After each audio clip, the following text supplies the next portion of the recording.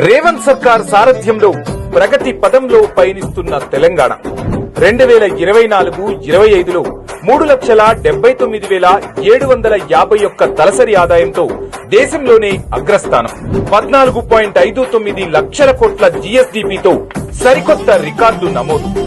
Hand book of statistics and Indian states report లో తేల్చి చెప్పిన రిజర్వ్ బ్యాంక్ హర్యానా, గుజరాత్ వంటి రాష్ట్రాలను వెనక్కు నెట్టి అభివృద్ధిలో దూసుకెళ్తున్న తెలంగాణ రేవంత్ సర్కార్ ప్రోత్సాహంతో వ్యవసాయం, తయారీ రంగం, సాఫ్ట్వేర్, రియల్ ఎస్టేట్ రంగాల్లో నూతనోత్సాహం.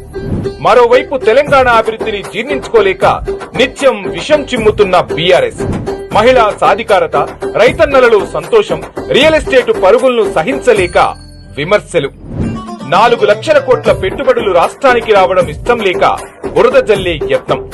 అధికారంలో ఉన్నప్పుడు దోపిడీ, అధికారం పోయాక కుట్రలకు పాల్పడుతున్న కేసీఆర్ అండ్ కో ఎన్ని కుట్రలు చేసినా రాష్ట్రాభివృద్ధి ఆగదని మరోసారి నిరూపించిన రేవంత్ సర్కార్.